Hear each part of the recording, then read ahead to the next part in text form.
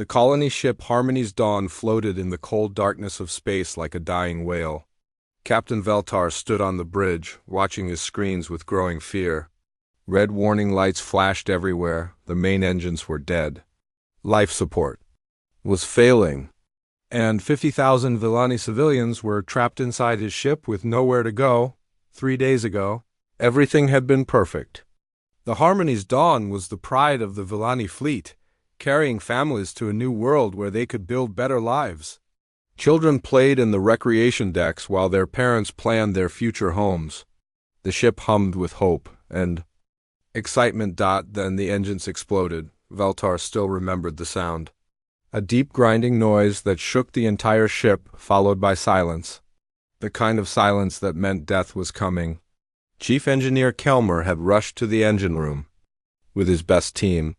They worked for 2 days straight, trying everything they could think of, but the damage was too great. The fusion cores were cracked beyond repair. "Captain," said Communications Officer Thelanara, her voice shaking, "life support is down to 60%. At current rate of failure, we have maybe 4 days before the air becomes poison." Veltar closed his eyes. 4 days. In 4 days, every person on this ship would be dead. The children in the nursery, the elders who had lived through 3 wars, the young couples who dreamed of starting families on the new world. All of them would die because their engines failed at the worst possible time. They were in empty space, far from any trade routes. The nearest inhabited system was 12 light years away. Even if another ship left right now at maximum speed, it would take weeks to reach them. They would all be dead long before help arrived. "Any response to our distress signals?" Veltar asked, though he already knew the answer. Thelanara shook her head. 3 different species have acknowledged our transmission. The Korathi said they are sorry but cannot spare any ships. The Milendians offered to remember us in their prayers. The Zentarons calculated that a rescue mission would cost more than our entire colony is worth. That was how the galaxy worked. Every species thought with cold logic. They weighed costs against benefits. They calculated risks and rewards. And 50,000 dying civilians simply did not make economic sense. Veltar walked to the main view screen and stared out at the stars. Somewhere out there, his people had families waiting for them. Children who would never see their parents again. Parents who would never know what happened to their sons and daughters. The Villani government would mark them as lost in space and move on to other concerns. "Sir," Thelanara called out, "I'm detecting another ship on long-range sensors." Hope flared in Veltar's chest, then died just as quickly. "Pirates?" "Unknown. They're not responding to hails.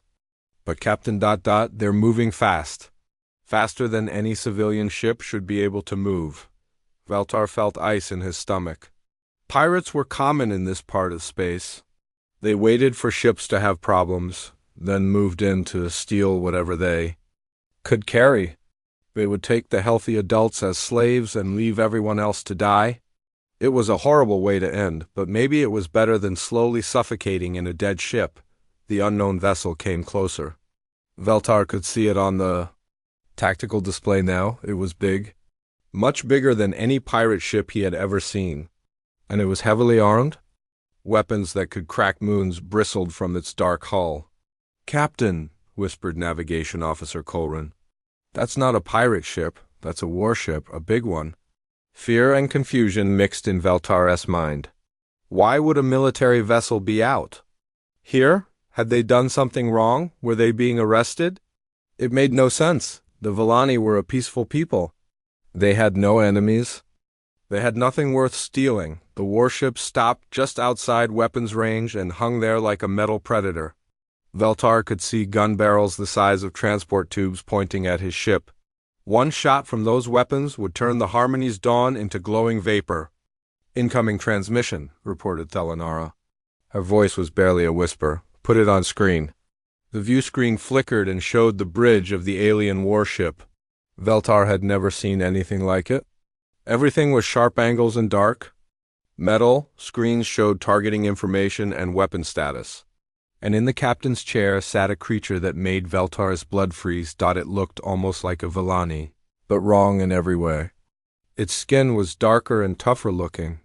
Its eyes were the eyes of a hunter, sharp and focused. When it moved, every motion was controlled and precise, like a coiled spring ready to explode into violence. "Villani vessel," the creature said. Its voice was calm but carried the weight of absolute authority. "This is Captain Sujin of the Earth battlecruiser Retribution. We received your distress call. Prepare for emergency evacuation procedures." Veltar stared at the screen. "Earth? Did you say Earth?" "Affirmative. Earth Command dispatched us to render assistance." "We are human. Human." Veltar had heard stories about humans. Wild stories that couldn't possibly be true. They came from a death world where everything tried to kill them. They fought wars for fun. They built weapons that could destroy stars. But those were just stories, weren't they? You. You came to help us? Veltar asked. Captain Sujin tilted her head slightly as if the question confused her. "You sent a distress signal. You have civilians in danger. Of course we came. But we're complete strangers. We have nothing to offer you. This rescue will cost you resources and put your crew at risk. Why would you help us?" For a moment, Captain Sujin looked genuinely puzzled. "Because you need help," she said, as if it was the most obvious thing in the galaxy. Veltar felt tears in his eyes. In all his years of dealing with other species, he had never heard anyone say those words. Help because help was needed. Not because it was profitable. Not because it served some political goal. Just because people were dying and that was enough. "We have 50,000 civilians aboard," Veltar said, "including 15,000 children. Our life support is failing.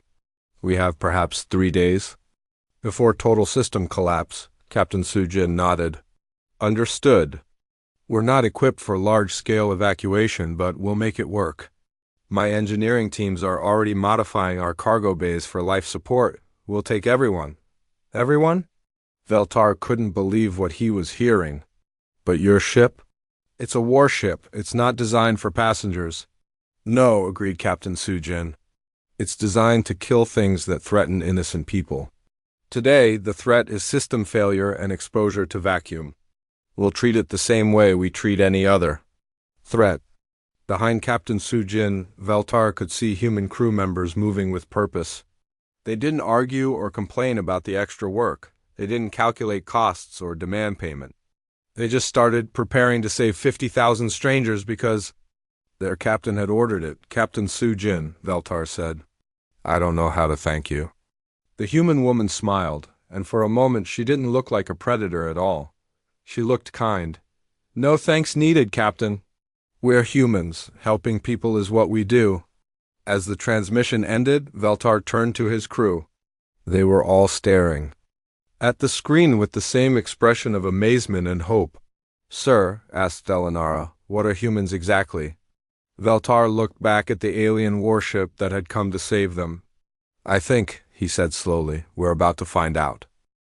12 hours earlier on Luna Station orbiting Earth's moon, communications specialist Hansal was having a boring night shift. He sat in front of dozens of screens, monitoring radio signals from across the galaxy. Most of the traffic was routine. Trade ships reporting their positions. Military patrols checking in. Passenger liners updating their passenger lists. Hansal sipped his coffee and rubbed his tired eyes. He had been doing this job for 3 years, and most nights were exactly the same voices saying the same things. Sometimes he wondered if anyone would notice if he just took a nap. Then his equipment picked up something different. The signal was weak and far away, but it was clearly a distress call. Hansal leaned forward and adjusted his controls to get a cleaner signal. What he heard made his blood turn cold. A colony ship was dying. 50,000 people were trapped in a metal box with failing life support. They had maybe days to live, and they were so far away that no one could reach them in time. Hansal had heard distress calls before. Space was dangerous and ships had problems all the time, but this was different. This wasn't a cargo hauler with engine trouble or a passenger liner with a sick crew member. This was families, children, people who had left everything behind to start new lives. And now they were going to die alone in the dark. Most communication specialists would have logged the call and passed it up the chain of command. Standard. Procedure said to wait for orders from higher authority.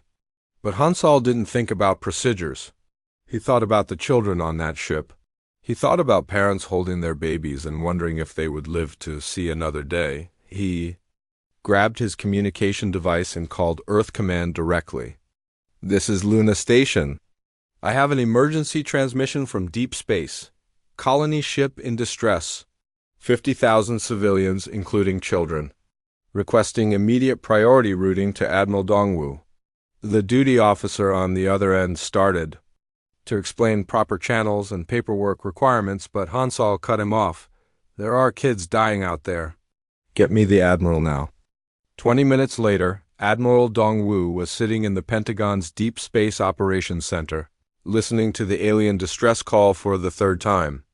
Around the conference table sat Earth's finest military minds. These were people who had planned campaigns across star systems and fought wars that decided the fate of entire worlds. "Distance?" asked the Admiral. 3 weeks at maximum burn for our fastest ships," replied Navigation Chief Hyanwu. He looked tired. They had all been woken up in the middle of the night for this emergency meeting. "What assets do we have in that sector?" "Only one ship, sir, the Retribution. She's returning from the Proxima Patrol." Admiral Dongwu nodded. He knew the Retribution. It was Earth's newest battlecruiser, designed to project human military power across the galaxy. The ship had enough firepower to level cities and armor thick enough to ram through asteroid fields. It was a weapon of war, not a rescue vessel. Captain Sujin stepped forward. She was the Retribution's commanding officer, a woman who had earned her rank fighting pirates and hostile aliens across 3 star systems. Her ship was her life, and her crew was her family. "Sir, the Retribution isn't designed for evacuation operations," said Chief Engineer Taehyun. "We have minimal life support for additional passengers. Our cargo bays aren't set up for people. How many could we take in an emergency?" asked Su-Jin. Tae-Hyun thought for a moment. "If we strip out everything non-essential and convert the cargo bays, maybe 12,000 people per trip. It would be cramped and uncomfortable, but survivable." "That means multiple trips," calculated Sujin. "At least 4 round trips, maybe 5. Admiral Dongwu studied the tactical display. The math was brutal. 3 weeks to reach the dying ship, then multiple trips to ferry people to safety. Meanwhile, every hour they delayed meant more deaths from system failure. "What about other ships?" asked Captain Sujin. "Could we get support?" "The nearest rescue ships are 2 months away," replied Hyunwoo. "By then, everyone on that colony ship will be dead." The room fell silent. Everyone understood the situation. They had 1 warship and no time. It was an impossible mission with almost no chance of success. "Sir," said Sujin quietly.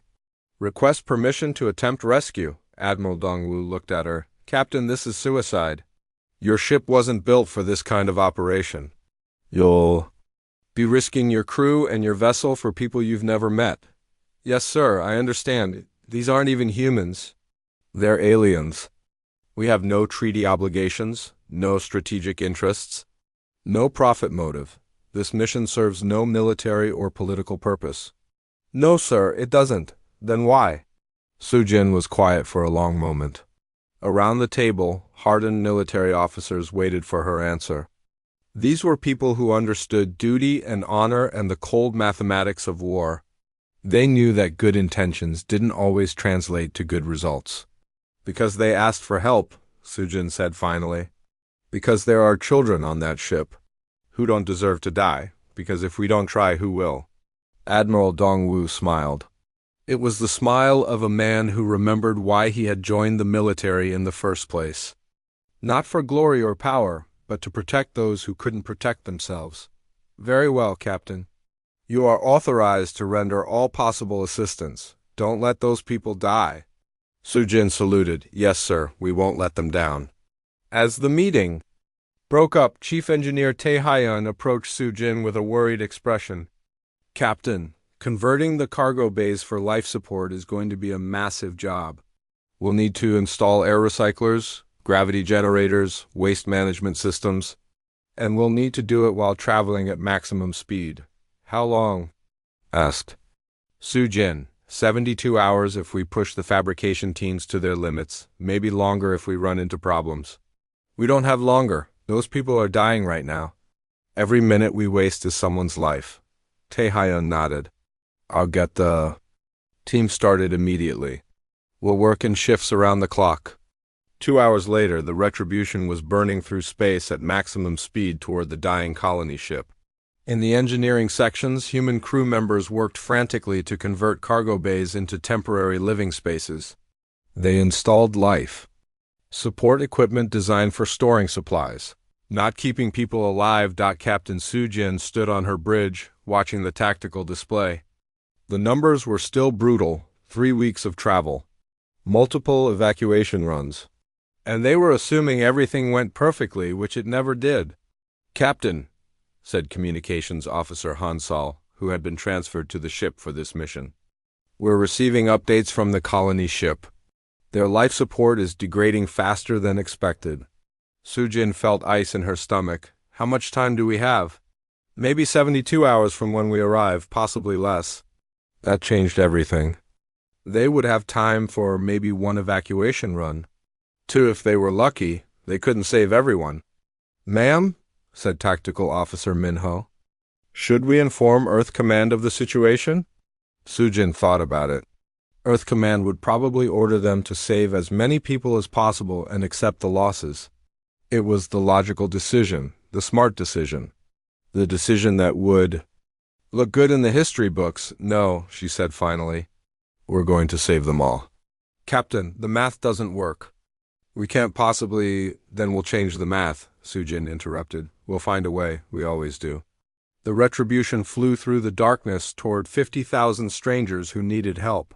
Behind them, Earth continued its slow rotation. Home to 8 billion humans who would never know about this mission. Ahead of them waited the impossible task of saving everyone, but they were humans. And humans had never been very good at accepting the impossible. 3 weeks later, space around the dying colony ship Harmony's Dawn suddenly twisted and bent as the human warship Retribution dropped out of hyperspace. The arrival was not gentle. Reality seemed to tear open like fabric, spilling out a vessel. That looked like it had been designed by nightmares. On the bridge of the Harmony's Dawn, Captain Veltar stared at his tactical display in growing confusion. The human ship was nothing like he had expected. When Captain Soo-jin had said they were coming to help, he had imagined a rescue vessel. Something with medical bays and passenger compartments. Something that looked peaceful and safe. The Retribution looked like death itself. The ship was huge, nearly twice the size of the colony vessel. Its hull was dark metal that seemed to absorb light rather than reflect it. Weapon turrets jutted out from every surface like the spines of some deep-sea predator. Gun barrels the size of subway tunnels tracked slowly back and forth, scanning for threats. Sensor arrays that could spot a coin from 1,000 kilometers swept the surrounding space with mechanical precision. Captain, whispered Communications Officer Thelanara, are we sure these humans are here to help us? Veltar didn't answer. He couldn't answer. Every instinct told him to run from the approaching warship. His people were traders and farmers, not warriors. They had never seen anything so obviously designed for violence. The Retribution moved with the grace of a hunting cat, sliding through space on engines that barely made any detectable signature. It positioned itself between the colony ship and the outer system, where long-range sensors had detected unknown contacts moving in their direction. Villani vessel Harmony's Dawn, came Captain Soo-jin's voice over the communication channel. This is the Retribution? We are in position and ready to begin evacuation procedures. How much time do we have? Veltar found his voice. Captain Soo-jin, our life support systems are failing faster than predicted. We estimate 36 hours before complete atmospheric breakdown, maybe less. There was a pause. Veltar could imagine. The human captain calculating the math. 50,000 people. 36 hours, it was impossible. Understood, came Sujin's reply. We've modified our cargo bays for emergency life support. We can take approximately 12,000 people per trip. That would require 5 trips, said Chief Engineer Kalmar. Even with your ship's speed? There isn't enough time? Then we'll make time, replied Captain Sujin, as if the laws of physics were merely suggestions. Aboard the Retribution, the human crew moved with practiced efficiency. Chief Engineer Tae Hyeon monitored the hastily installed life support modifications in the cargo bays.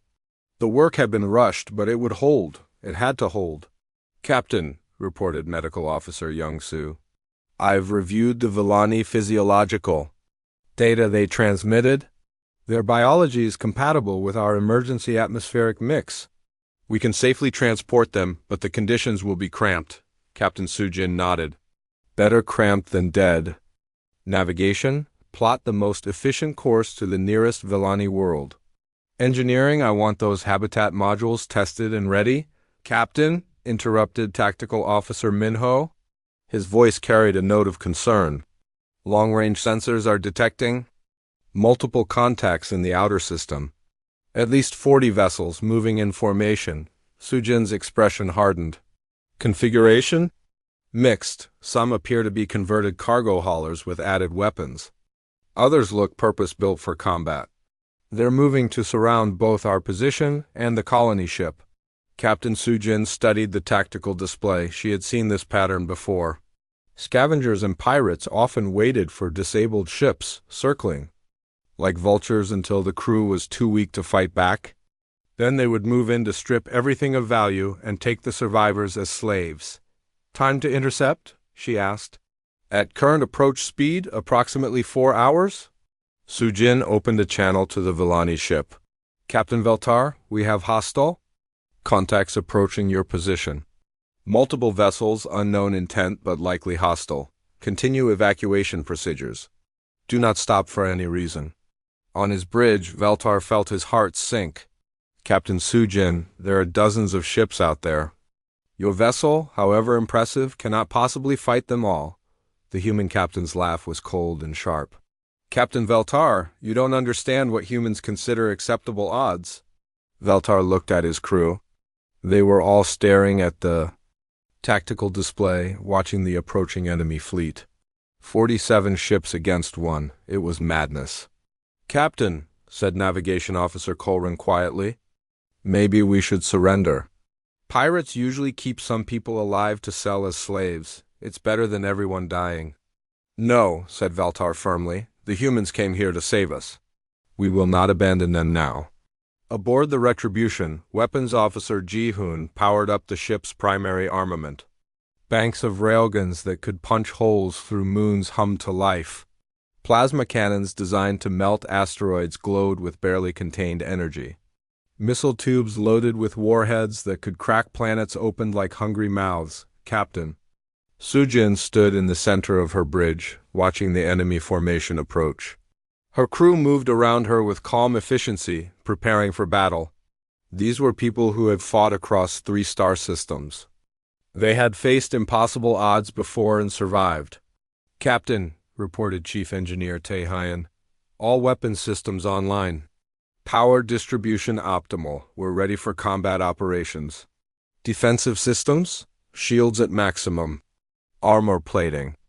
Secured. Damage control team standing by. Sujin nodded. Around her, screens showed targeting information and weapon status. The Retribution was ready to fight? The question was whether 47 enemy ships were ready to face what humans called a fair fight. Communications, open channel to the approaching fleet. Ordered Sujin, the main screen flickered and showed the bridge of what appeared to be the lead enemy vessel. A reptilian creature with scarred hide and predator eyes stared back at them. This was Warlord Graysthal, leader of the Korthic Raider fleet. Human vessel, growled Graysthal. You are interfering with lawful salvage operations. Withdraw immediately or face destruction. Captain Sujin smiled, but it wasn't a pleasant expression. Korthic vessel.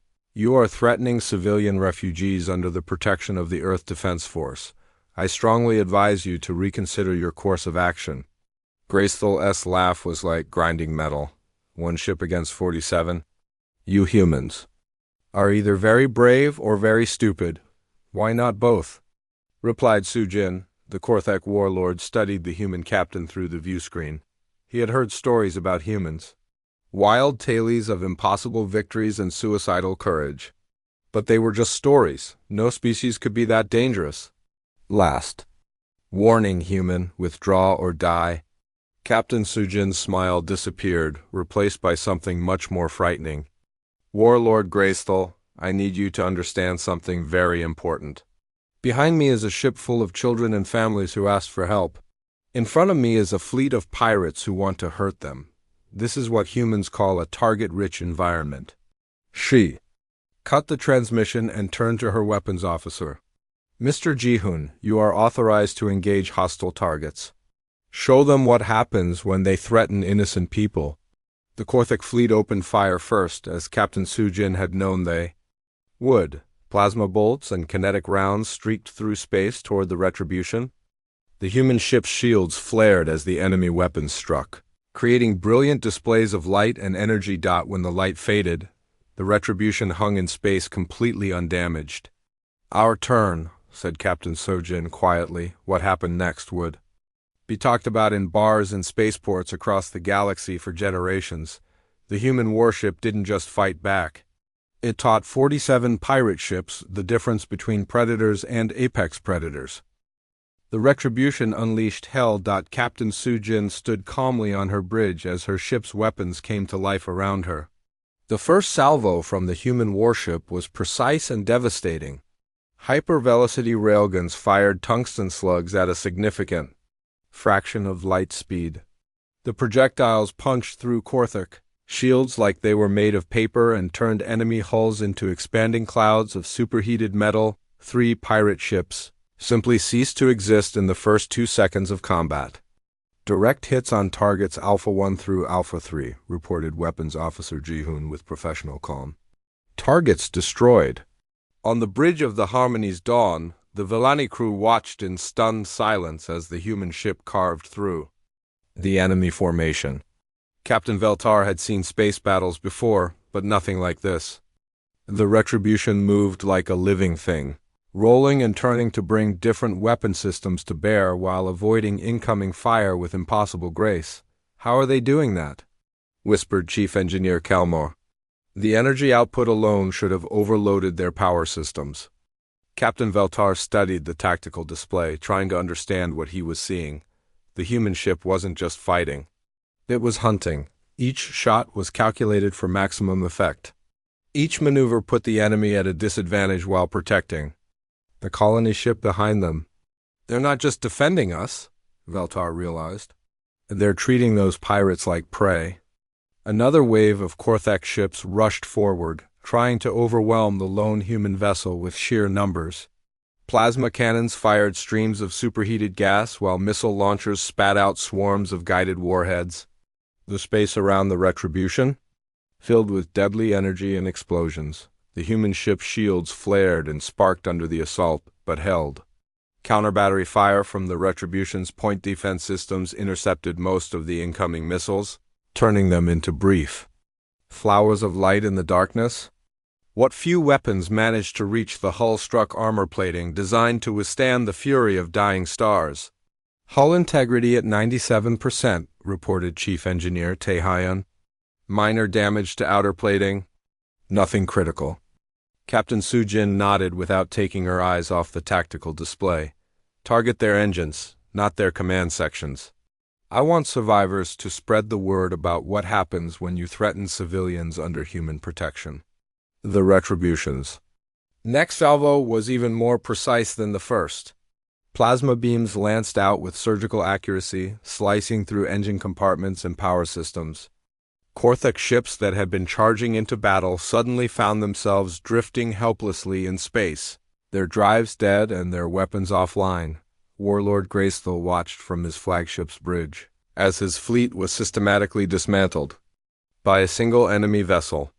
This wasn't how space combat was supposed to work. Numbers should matter. 40 ships should be able to overwhelm one, no matter how well armed it was. All ships, concentrate fire on their weapon systems. He roared into his communicator. If we can disable their guns, we can board them. It was a desperate plan, but it was all he had left. The remaining Korthic vessels formed up and launched a coordinated attack, focusing all their firepower on the Retribution's weapon turrets. For a moment, it seemed like the strategy might work. The human ship's shields flared brighter under the concentrated assault. Then the Retribution did something that made Graceful's blood run cold. It accelerated directly toward the enemy formation. "They're charging us," whispered his tactical officer. "At that speed, if they hit anything ... Graceful understood. The human ship wasn't just fighting them, it was using itself as a weapon. At the speeds the Retribution was traveling, a collision with any of his ships would destroy both vessels. But the humans didn't seem to care about the risk. The Retribution plowed through the Korthic formation like a metal comet. Point defense weapons tracked and fired at anything that came too close. Larger guns reached out to cripple ships that tried to flee. The human vessel's passage left a trail of disabled and destroyed pirate ships in its wake. "Evasive maneuvers!" screamed Graceful. "All ships, break formation and scatter." But it was too late. The human ship had split his fleet in half, turning a coordinated attack into chaos. Korthic vessels fled in all directions, abandoning any pretense of military formation. Some tried to escape to hyperspace, only to find that the Retribution's jamming systems prevented them from jumping to safety on the Harmony's dawn. Communications Officer Thelanara monitored the human ship's internal communications. What she heard amazed her. "Engineering teams to Cargo Bay 3, came a calm voice over the human comm system. "We have incoming evacuees in 15 minutes. Medical teams, prepare for possible trauma cases." "They're still evacuating people," Thelanara said in wonder. "In the middle of a battle, they're still focused on saving us." Captain Veltar watched as the first group of Villani civilians transferred from the colony ship to the human warship. Human crew members guided them through airlocks and corridors with gentle efficiency.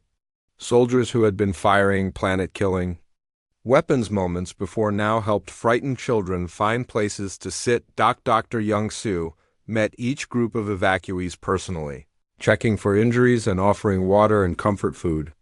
His medical teams had converted sections of the cargo bay into temporary family areas, with privacy screens and sleeping mats. It wasn't luxury, but it was safe and warm. "How many more trips will we need?" asked Captain Soo-jin over the comm system. "At current pace, 4 more loads should get everyone," replied Tae-hyun. "But Captain, we're running low on life support consumables. Each trip pushes our recycling systems closer to overload." "Then we'll make it work," Soo-jin said simply. "Engineering, start stripping non-essential systems for spare parts. Medical, prepare stimulants for the crew in case we need to extend shifts." Around the Retribution, the remains of the Korthic pirate fleet floated in space. 15 ships were completely destroyed. 22 more were disabled and drifting.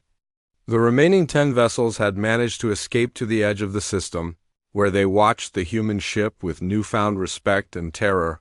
Warlord Gracethul sat in his damaged command chair, staring at the tactical display. His mighty fleet had been reduced to scrap metal and life pods in less than an hour, all by a single enemy ship. "Sir," said his communications officer, "the human vessel is hailing us." Captain Soo-jin's face appeared on Graceful's main screen. She looked calm and professional, as if she had just finished a routine training exercise instead of destroying most of his fleet.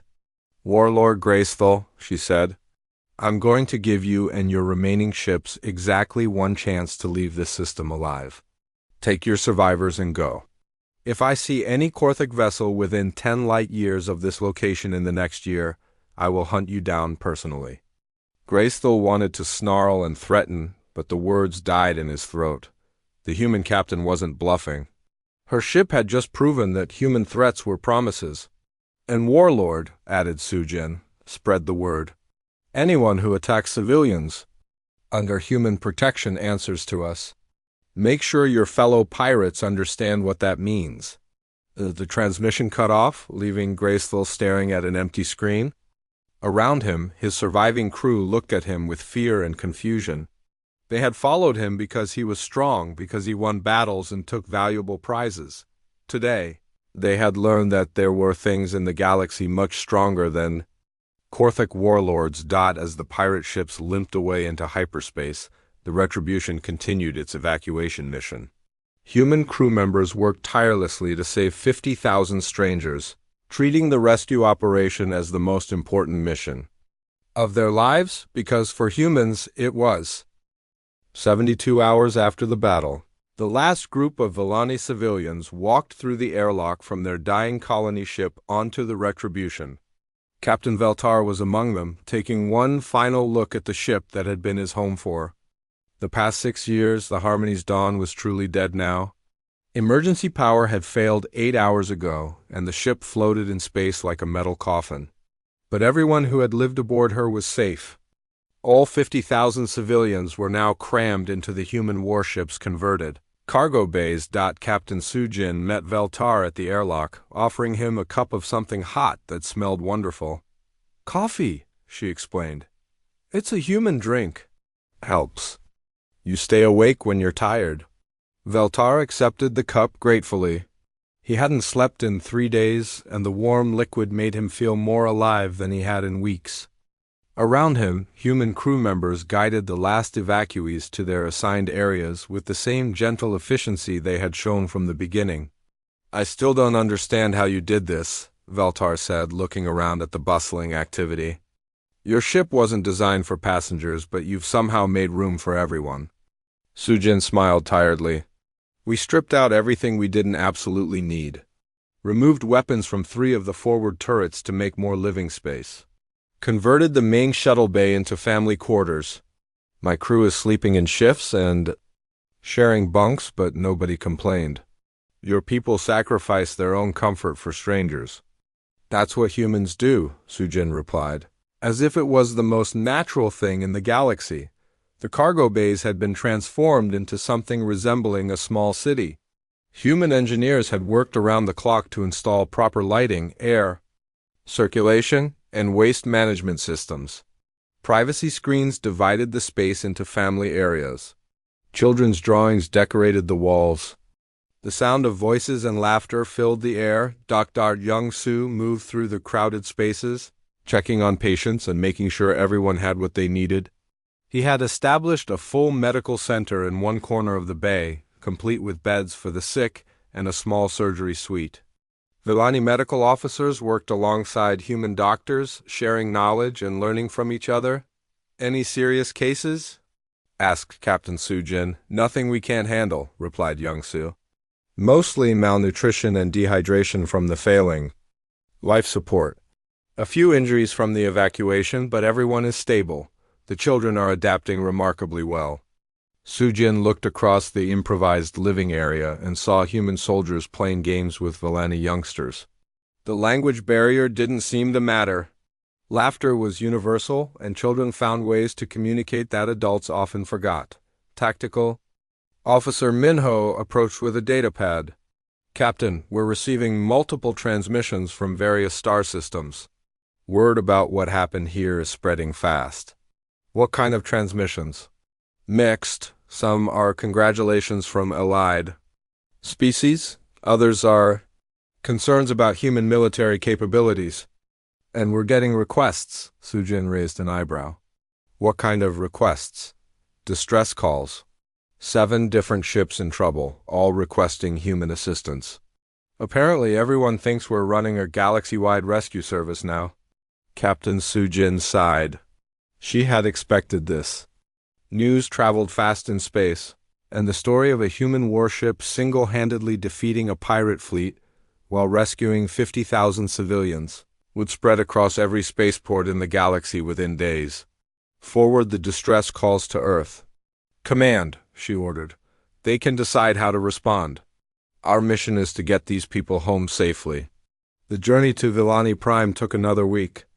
The Retribution traveled at maximum sustainable speed, pushing its engines to their limits. Chief Engineer Tae-hyun monitored every system constantly, making repairs and adjustments to keep the overloaded ship running. In the cargo bays, an amazing thing happened. The Villani civilians began to organize themselves into a functioning community. They established schedules for meals and recreation.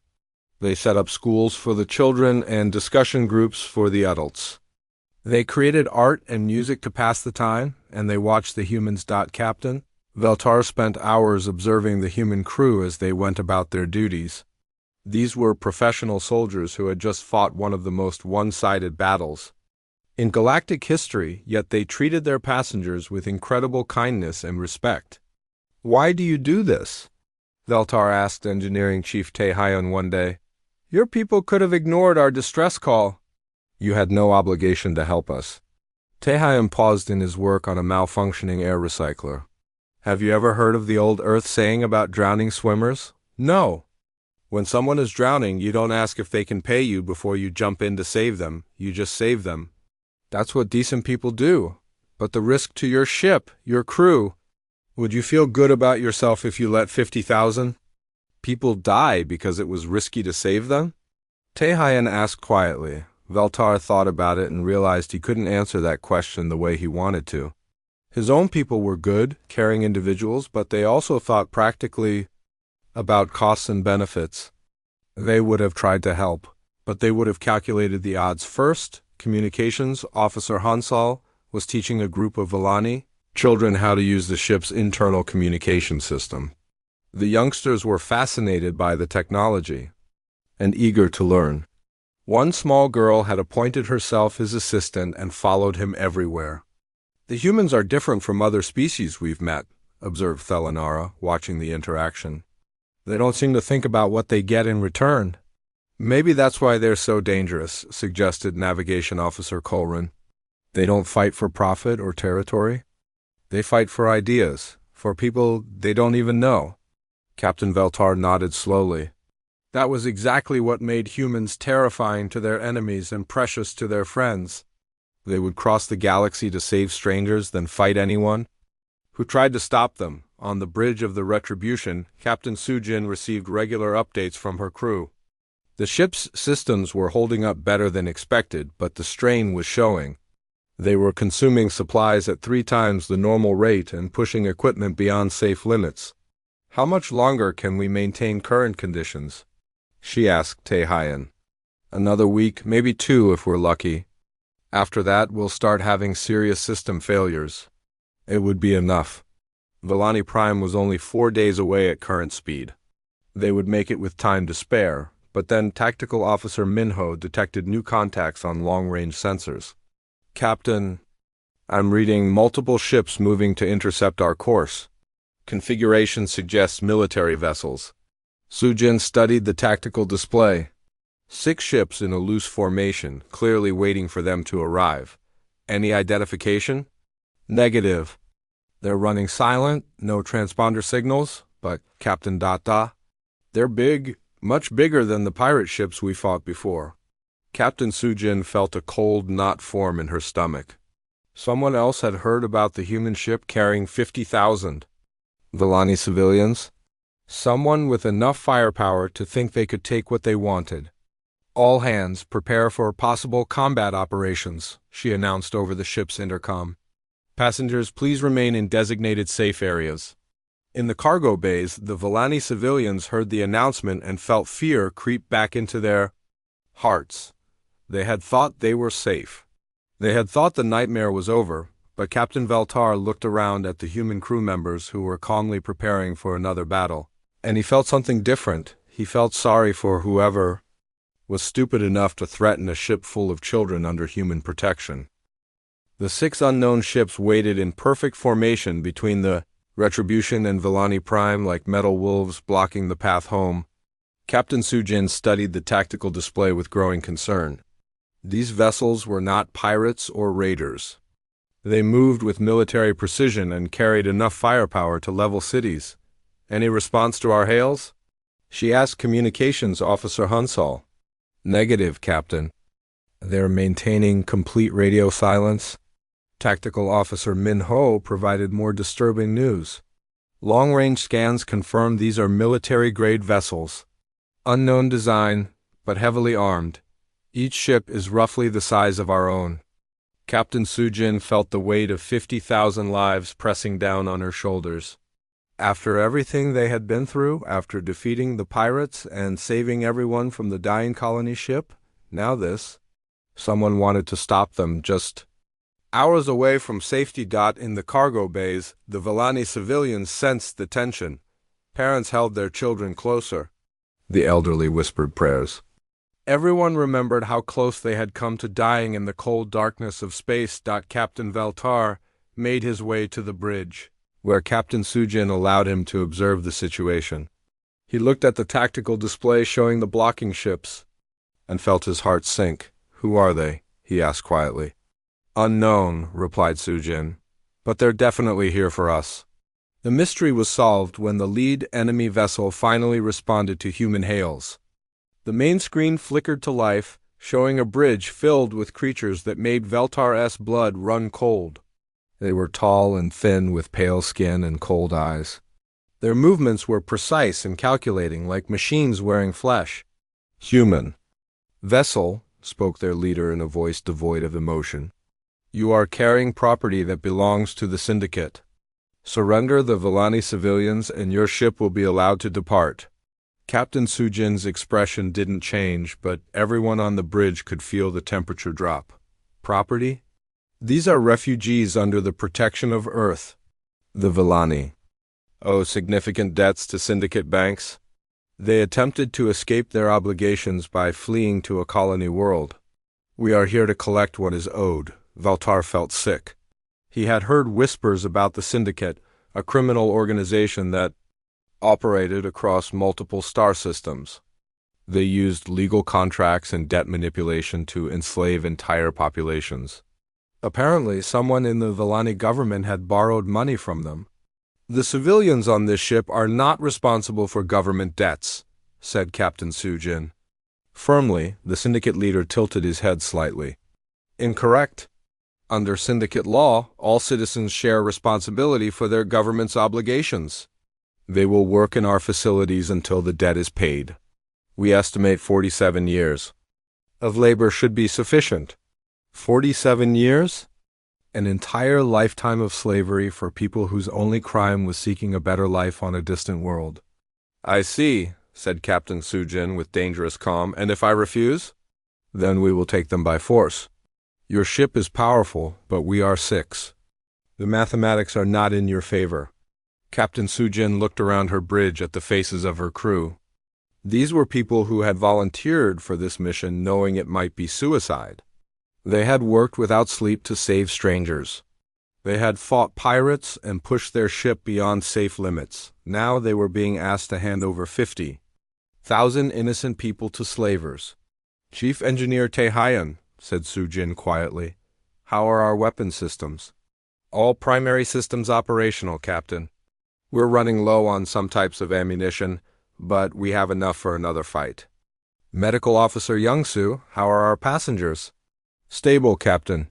The children are frightened, but the adults are trying to keep everyone calm." Sujin nodded and turned back to the screen where the Syndicate leader waited for her answer. "I have a counter-proposal," she said. "You leave this system immediately and never come back. In exchange, I won't turn your ships into expanding clouds of plasma." The Syndicate leader's expression didn't change. "You cannot defeat 6 ships with one? Want to bet?" The screen went dark as the Syndicate leader cut the communication. Around the Retribution, the 6 enemy ships began to move into attack formation.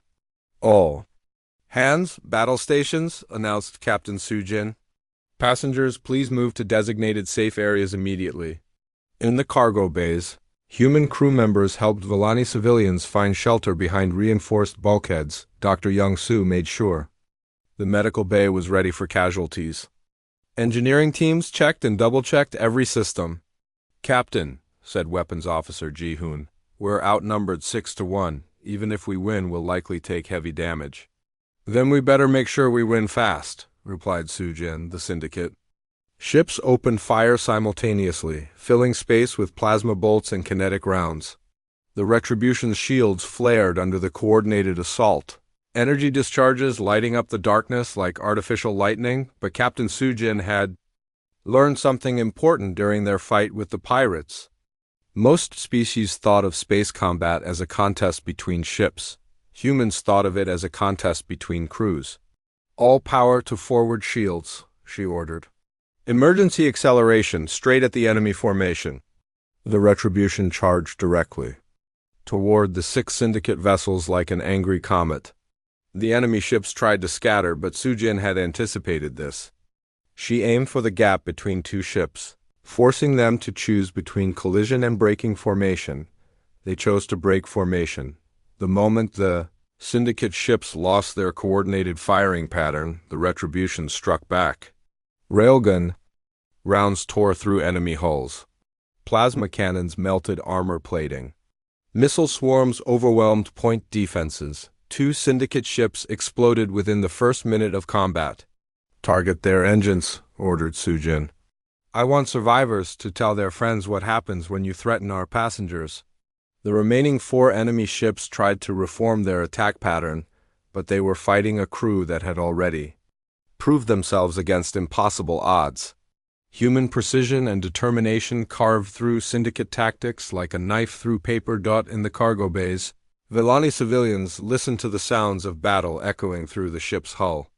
But they were no longer afraid. They had seen what humans were capable of.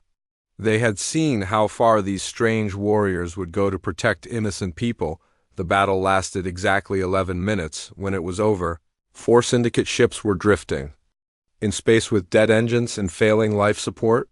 The other 2 were expanding debris fields. The Retribution had taken minor damage to its outer hull but remained fully operational. "Captain." Sujin opened a channel to the surviving Syndicate vessels. "This is Captain Sujin of the Earth battlecruiser Retribution. Your ships are disabled, and your life support is failing. I'm going to rescue your crews because that's what decent people do. But I want you to remember something. These civilians are under human protection now. That means anyone who tries to harm them answers to Earth. Make sure your Syndicate understands what that means." 6 hours later, the Retribution arrived at Villani Prime to find the entire planet celebrating. News of their rescue had traveled ahead of them, and millions of Villani had gathered to welcome their returning families. Captain Sujin stood on the observation deck with Captain Veltar, watching as the first groups of civilians prepared to leave the ship. Families were reunited with relatives they thought they would never see again. Children who had faced death in the cold of space now ran laughing toward new lives. "I still don't understand your people," said Veltar quietly. "You risked everything for strangers. You fought 2 battles and nearly destroyed your ship. What do you get in return?"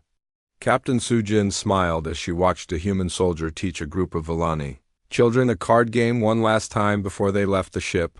"We get to go home knowing we did the right thing," she said simply. "For humans, that's enough." 3 days later, the Retribution departed Villani Prime with minimal fanfare.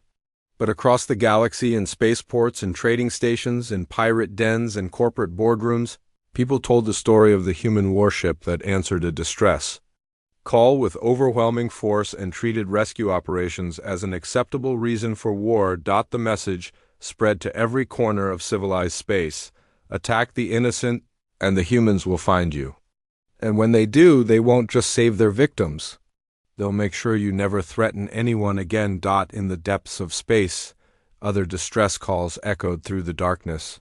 And somewhere, human ships were already changing course to answer them, because that's what humans do.